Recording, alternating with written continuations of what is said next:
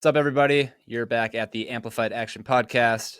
Andre and Jake here. As always, today we are talking about the idea of time and impact. And the title we have here, working title, maybe it'll change. You don't lack time, you lack impact. You lack impact. And I think that is really, really key. I think often you'll hear this, you don't lack time, you lack focus, or you lack priority. And I think those things are all true as well. But I think if you really boil it down, what we're after is impact. We all have the same 24 hours in a day, unless you're a time traveler. Let me know if you are. And sorry, that was a bad joke. And I liked it. But I'm also lame as hell. So, but in theory, we all have the same amount of time, and it's what you do with that time. Focus is part of it. Focus is very high leverage. Having a proper prioritization system in your life so you know where to focus is really important. But what we're really after is impact. We want to make the most of that time.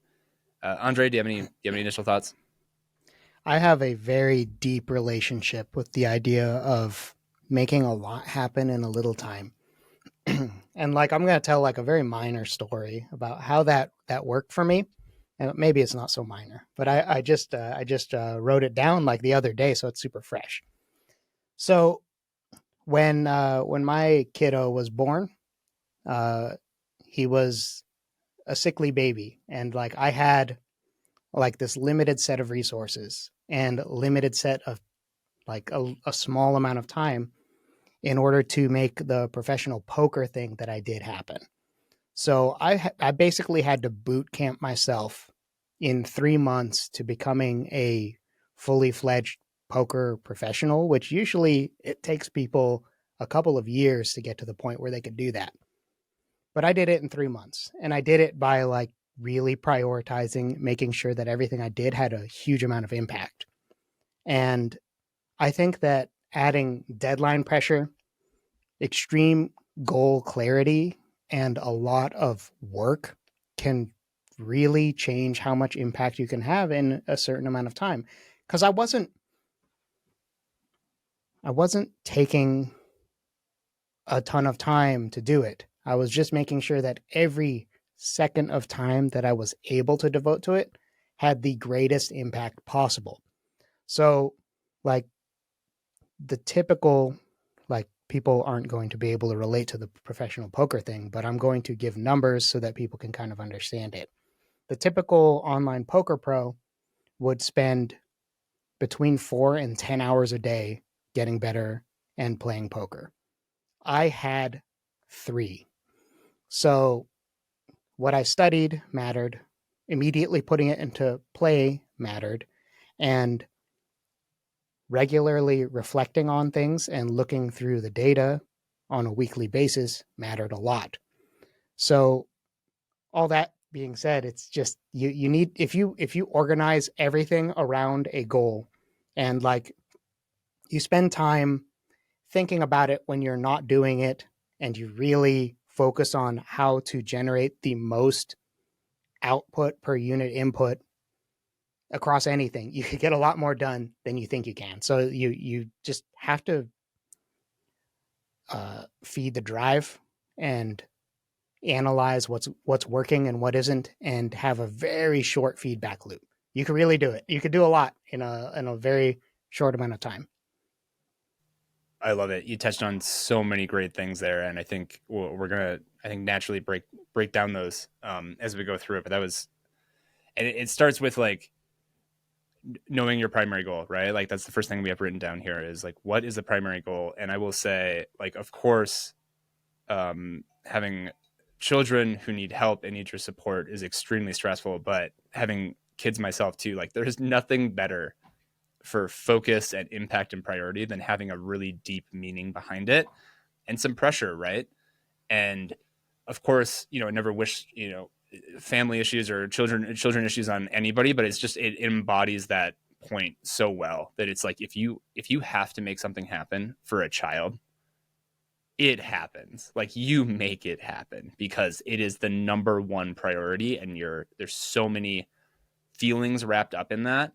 And that is what you have to do. If you really want to have impact, you have to get extremely clear on what your goal is. You have to identify that what that is, and you have to be able to vocalize it, and you have to be able to literally feel it in your body. And tying that back to your values and your whys. How does it relate to your family? How does it relate to whatever is important to you?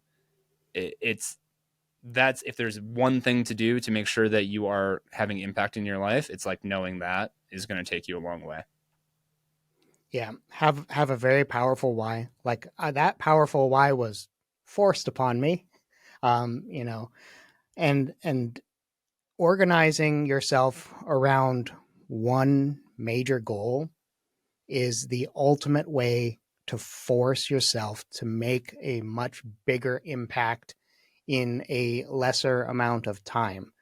Um, and organizing your strategies, your life, your data collection. If you organize everything around one thing that has to happen, that's super big. You just align everything to it. Like even what I ate when I exercised, um, what time I slept, um, like I even started like I wore my kid for naps, and I would actually study and play poker at my standing desk.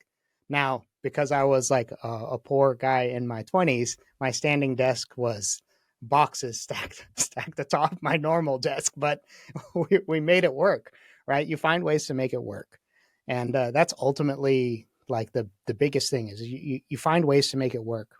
Like you find extra time, you find extra efficiencies. That's what it's all about when you're trying to maximize the impact. Absolutely. I wish, or I hope you have photos of that sleeping I baby on don't. the. That Oh, would be epic. no. It gets even worse. So it was in my basement, and it was cold in my basement, right? So I set up those heavy duty plastic sheets. You know the ones I'm talking about that are like friggin' thick 10 mils, right? Totally. And I draped them around my standing desk area to keep us warm because I lived in Boston, right? So it got cold in the basement.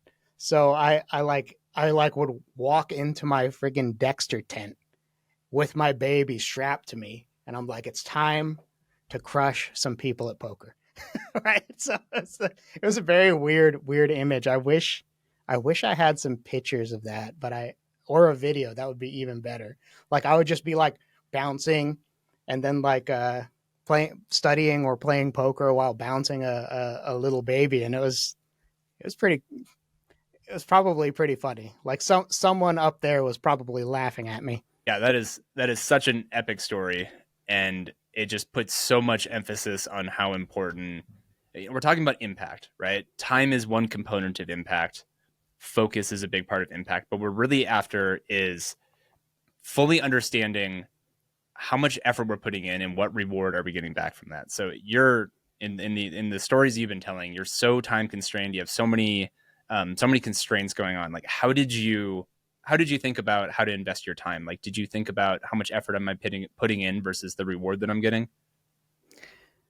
I do that everywhere, but I did it even more focused during that period of time. That's why I shortened the game tree.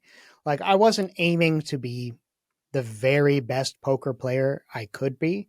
I was aiming to immediately get to at least half a full-time income using poker. So having the right goal clarity in terms of what you're actually trying to achieve, what your actual needs are, really changes what goes into your effort to reward ratio. Like, I could have put in 3 times the effort to try and get that extra 25 to 30% gain at the top end. I didn't have time for that. So I went for this is what I need, and this is how I can get there, and I'm willing to give up the top end of possible results. And I think that there's a lot to be said about trying to get to the 80% of your results as soon as possible and not worry about trying to become world class, because most goals do not require world class optimized efforts. Like, if you're trying to get in shape, does it really matter if you're like following some Olympic athlete training program? No, it doesn't. I did the same thing with the poker. I wasn't trying to become the best poker player in the world.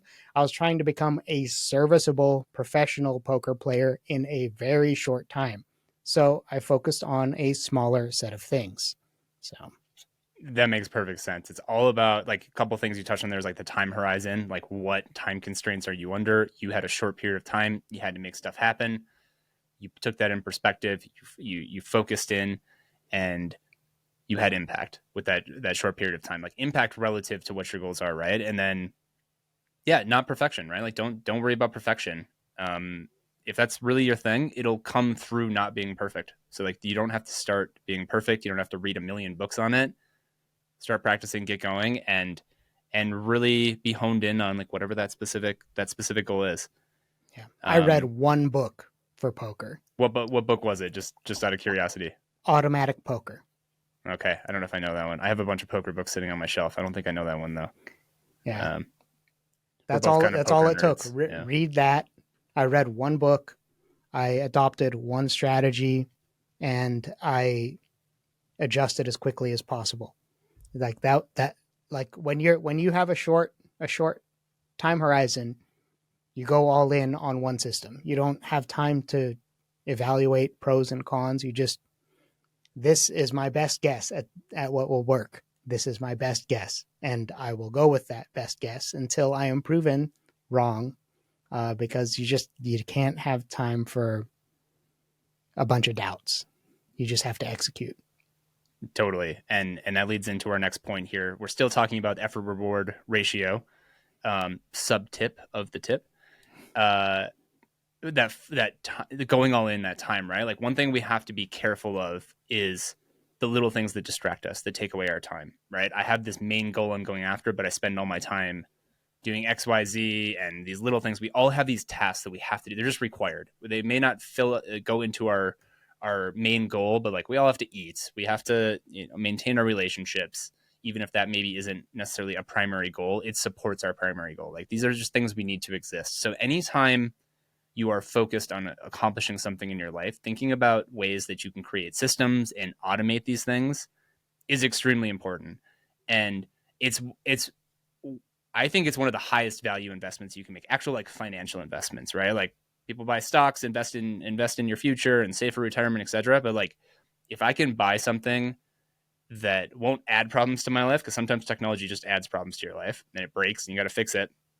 But if you can outsource something, you can hire a specialist, you can buy a specific tool or rely on some sort of technology to free up more time so that you can have more impact. I'll take that option every time. Yeah, even if it doesn't result in you spending more time on the lever moving activity, clearing up your mental landscape is really important, especially if you're doing something that's high performance. I would say that doing online poker and making it into a money making endeavor is a high performance thing. Most people can't do it. It's difficult.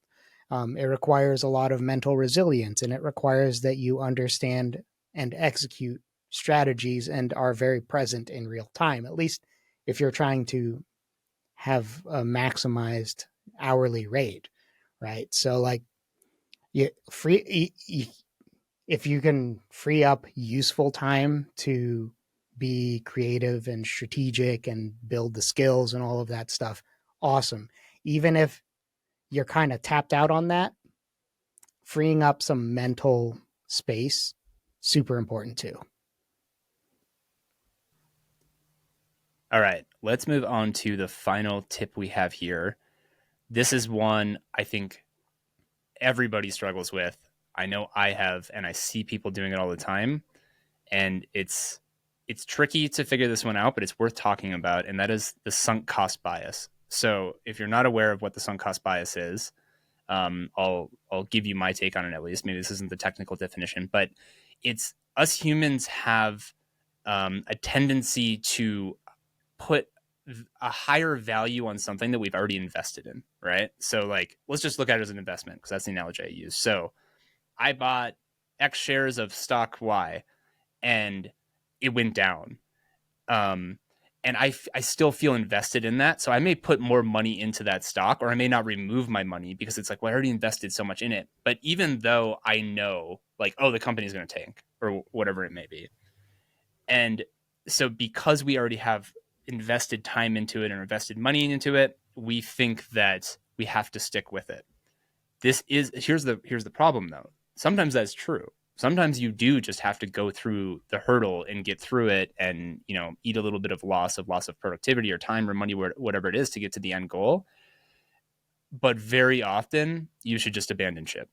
So this is something that you just have to be really aware of, and it's hard to give specific actionable advice because it's just so relative to the situation. But just understanding this concept that you're going to, bias towards that, I think is really important when it comes to having impacts.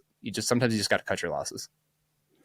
Yeah, and it could be anything really. Sunk cost is something that's very easy to understand when it's impersonal to you. Like understanding sunk cost as a business concept, not that hard. Like I'm in this role in business and I think that that project is a sunk cost. It's never going to go anywhere. Super hard to do that with your personal life, your relationships, your eating habits, like it's just tons of different things. But I think that if we think about our lives a little bit more impartially, at least sometimes, we can avoid those traps, right? And like as somebody who's had a few transitions between things that I've done, I understand the sunk cost thing and like figuring figuring out, okay, this isn't working. It doesn't have enough momentum or trajectory. I need to switch. Like I could briefly talk about how it worked out for me. Like when I put in a ton of time into becoming a good poker player, and it was obvious to me that over the course of my whole life, that was not a viable option for me because I did the poker thing to meet a very urgent goal. But that sacrificed sleep and health and a little bit of relationships in order to make it happen. And in order to maximize my whole life, I needed to just abandon the years of study and play and build the next thing, in which I built a design licensing business while I was still playing poker and caring for my kiddo full time. But making that, seeing that as a sunk cost and then transitioning to something else, that's what maximized things for me. And like you have to be willing to abandon ship.